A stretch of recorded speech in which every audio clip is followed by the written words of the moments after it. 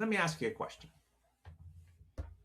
Especially in staffing, catering, home services, even hospitality, if a customer basically says, "Oh, I was talking about this the other day at work in one of my classes." Oh my goodness! There you go. Yeah, we talk about this all the time in ADA. Says, oh God, I have to say it. All right, I'm going to say it. Don't send me a black employee. Well, you could say, John, you could say, don't send me an old employee. Don't send me an employee Jewish, in a wheelchair, Jewish employee. Exactly. The reason we're using black employee, folks, because that is the story today. That is the court case today here on the HR Stories podcast. It's the EEOC versus Mid-Michigan Home Health and Hospice. That was just filed in February 2026. This reflects back to a question we talked about last fall, because in one of my workshops, somebody asked me, they owned a massage parlor. Yeah. And people would ask for a female masseuse. Mm-hmm. And again, right, you could request whoever you wanted, and they had a problem with keeping the male masseuse busy, right? And so kind of there. All right. So, Chuck, let's go. I'm going to say it again just to clear, because we had all these little side conversations going on. If a customer says, don't send me a black employee, can a company honor that request to avoid conflict? Okay. And I'll be real quick to this one. No. All right. Thank you. Yeah. Episode over. Thank you for listening to the HR Stories podcast. Okay. Yeah. Here's the headline I want listeners to remember. Customer preference is not a defense to race discrimination. I'm going to say it again.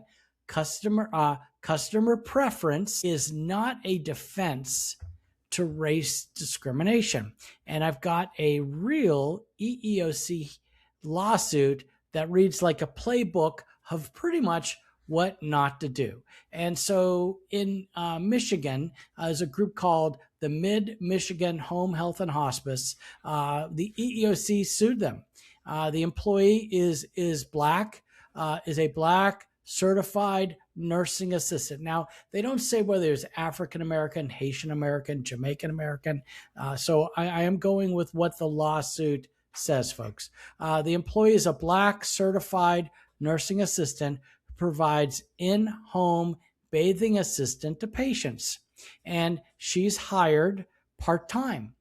But she makes it clear that she wants to work as close to full-time hours as possible. So then the company hires a white certified nursing assistant, and that white CNA starts to get more hours.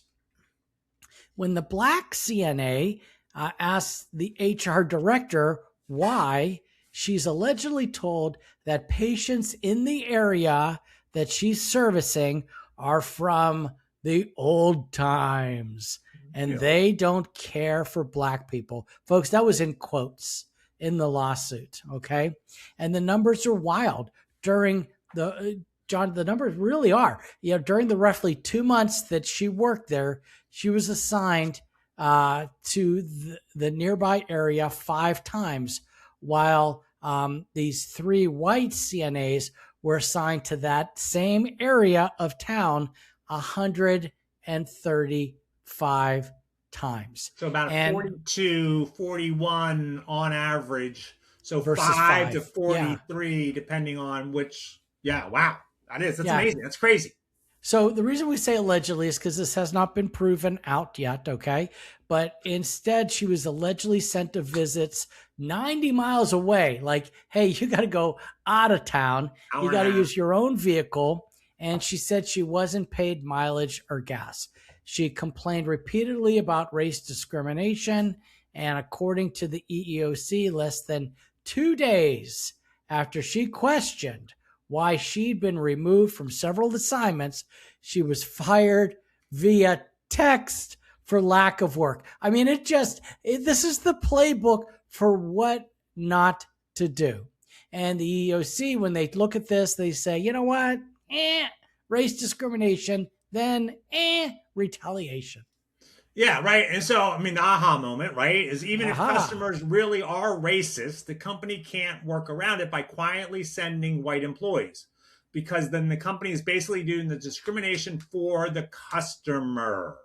Yeah. And once again, exactly, whether you agree with this or not, whether you sympathize with the Oh, yeah. company or not, or, you're Yeah. like, well, I guess, whatever, it doesn't matter because it's the law. And we talk about this all the time on our podcast. So the EEOC is crystal clear on the principle, which is basing employment decisions on racial preferences of clients, customers, or coworkers is intentional race discrimination, just as unlawful decisions based on an employer's preference. Right. Yeah. So, this is one of those situations where leaders say, hey, I was just trying to keep the customer happy.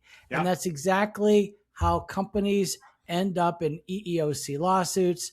So, if this organization, I'm just going to say it, had a checklist in place, if you had to pick one, you and I did come up with that race and color discrimination prevention, because it calls out the need, and it does. We cover this in our checklist, in our ultimate guide to HR, right? The need for neutral, objective criteria, and in the checklist we even flag using outside agencies and making sure they're not recruiting based on race. So let me just pull the book across the screen for those of you that are watching on YouTube. So, anyways, look, this isn't just about termination. It's about assignments. It's about hours, routes. It's about desirable locations and who gets penalized with the worst travel. That's how discrimination shows up in the real world, without anyone even using a slur. I mean, you understand what I mean, John? I want to make sure our listeners know that you can have racial discrimination without any type of slurs or discriminatory, defamatory language towards a race. But there are other ways, and that's what played into this. And it sounds like, from what you said in the story, the company wasn't racist. They were doing what they thought was best ROI, return on investment. Right? They're like, look, I have customers. This is what they're asking. I want to satisfy them. I want to do this, right? I want to do that. Sometimes you have to fire your clients. Yeah. Right? And so what this, right? So this all comes through, right? So this is happening, and then they fire her for complaining about it. Mm-hmm. And that's when that R word comes up, Chuck. The R word we love so much, retaliation. And we know it's like 58% of EEO lawsuits have retaliation, part of that in there. This is when you got to train your managers. You got to train your HR people. You can't retaliate just because somebody comes to you and says, I think I'm being discriminated. You're going to be like, you need to do an investigation. And if they're wrong, show them why they're wrong. Yeah. That's why I tell managers, your risk spikes the moment someone complains. Even if your underlying decisions are defensible, your response after a complaint is where companies step up, step on the rake, I guess you could say, right? Yeah. So they step on the rake, and it sounds like this HR director, I was like, HR, come on. Yeah. Dude. Oh, they're from the old times. Well, I do declare. All right, Chuck. So what's our options? Yeah. So if the client refuses service from an employee that's of a different race, that they're like, oh no, I don't want that person, the HR playbook has got to be, by the book, for goodness sakes. Don't negotiate with bias. You said maybe fire the customer.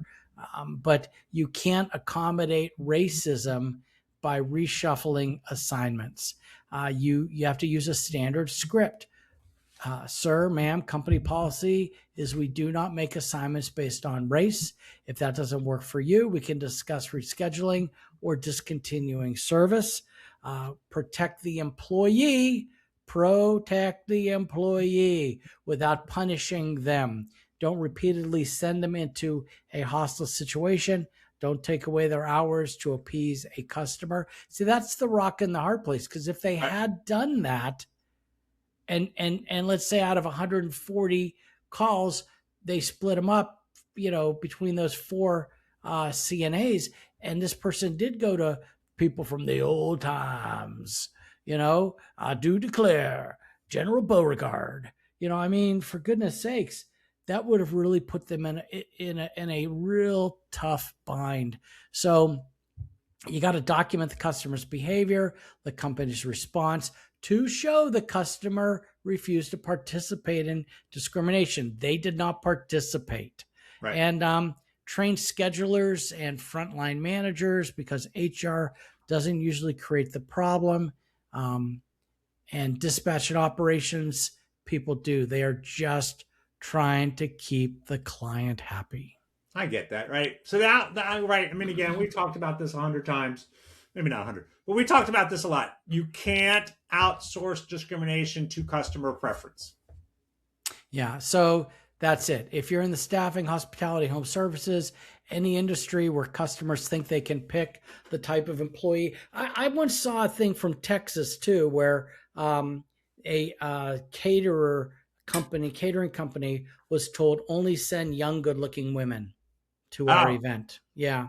And so it was a similar thing. Right? I mean, it happens. I'm sure it's happening today, right? I'm sure it's happening out there. People want their preferences, and they're shaped by what I call our advantage point, and they're like, this is what I want, and that kind of stuff. You have to work around. You can't work around it. You can't discriminate based on it, right? And so you got to figure out, like, okay, this is who we're going to send. Here's going on. Here's on the roster, blah, blah, blah. I do have some trivia from that lawsuit also. Okay. So the company said, we can't do that. We can't just send you good-looking women, young, good-looking women. And so the client fired the catering company. The client fired them. Yeah. And the catering company was like, you can't do that. So the catering company sued the client, and they won. Okay. If you're in that industry where customers think they can pick the type of employee that they get, this is one of those areas where being helpful can become illegal fast. That's a good reminder. I mean, again, it doesn't happen that often, but it is a good reminder, especially if you're in care services or hospitality. You gotta know that, right? You gotta know, and you gotta make sure that you're not doing it based on customer preference. You're not doing it yourself, but you're not doing it on customer basis, trying to get your ROI and return and that kind of stuff. Yeah. And it doesn't make sense. I mean, I won't get into it. That's okay. But folks, hopefully you got into it, and you have been listening to the HR Stories podcast, where there's a lesson in every story. Check us out. Go to the team at hrstories.com, team at hrstories.com. Check out our book at theultimateguidetohr.com, or go on Amazon. And check out the show notes below. You could message us directly. We'd love to answer your question, feature your story here on the HR Stories podcast. We'll change the names and the places to protect the innocent. But that's it, John. Time for a tall glass of something. Adult beverage, we like to call them. Adult beverage or a milkshake. Or milkshake. I'm there. I'm coming. I'm coming to the campfire if you're doing milkshakes. See you later. All right. Bye.